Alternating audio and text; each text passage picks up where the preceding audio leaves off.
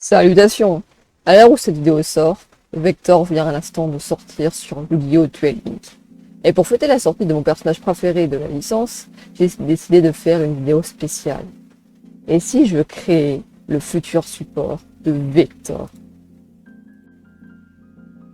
Son principal archétype s'appelle Umbral Aurore, ou Aurore de l'ombre en français. Il joue aussi l'archétype Shining, dont ces cartes ne sont pas sorties de l'anime, et Gorgonic, qui eux sont sortis, mais n'étant pas son archétype principal, je n'en parlerai pas. Donc, Umbral Aurore contient actuellement 4 monstres, dont un 5e qui n'est pas sorti de l'anime. Ces 4 monstres sont, même s'ils ont des effets, mauvais, même pour l'année où ils sont sortis.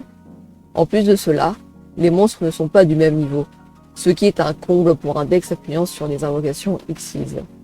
Il y a aussi une piège, nommant Umbral Aurore, mais elle est aussi mauvaise.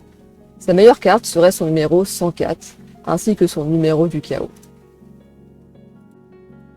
Au cours de l'anime, Vector shoot l'hiver X6 numéros de rang différents à chaque duel. Pour commencer notre premier boost, on peut faire en sorte que les monstres soient traités pour n'importe quel niveau pour l'invocation d'un monstre X6 de numéro, Umbral ou Shining. Ainsi, comme dans l'anime, le deck n'aura pas de problème à invoquer les différents X6 de numéro. Ghoul, le monstre que Vector invoque le plus souvent, peut devenir le starter du deck. À la manière du support Takio, Ghoul peut activer son effet depuis la main et invoquer depuis le deck une carte dont le nom est Umbral Aurore. Unform, si invoqué spécialement ou normalement, peut chercher une carte qui mentionne Umbral Aurore depuis le cimetière, puis soit l'invoquer si c'est un monstre, ou l'ajouter à la main si c'est une magie ou piège.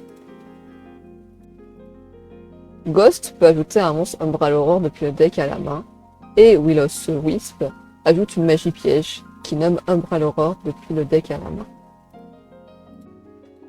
Ainsi, chaque monstre peut aller chercher une carte de l'archétype. Et pour finir, la piège. Au lieu d'invoquer 3 jetons, elle peut invoquer jusqu'à 3 monstres Umbral Aurore ou Shining, puis directement offrir une invocation X6. Ça rappellera une certaine autre carte piège qui existe déjà. J'ai encore une carte que j'ai envie de recréer, et c'est numéro 104. Dans l'anime, numéro 104 a un nom différent, appelé Shining Masquerade. C'est pour cela que les effets de mes cartes modifiées nomment les cartes Shining. Pour cette nouvelle version, 104 pourra annuler un effet de monstre à n'importe quel moment, au lieu de simplement le faire pendant le combat. Aussi, quand un monstre X6 utilise un effet, il peut aller chercher une magie en plus depuis le deck ou cimetière à la main, et peuvent être considérés comme ayant été piochés normalement durant la draw phase. Cela permettra d'invoquer facilement les versions KO des numbers supérieurs à 100. Ainsi, par exemple, en étant considéré comme pioché pendant la draw phase, la carte The Seventh One pourra véritablement être jouée. Voilà, la vidéo est déjà finie.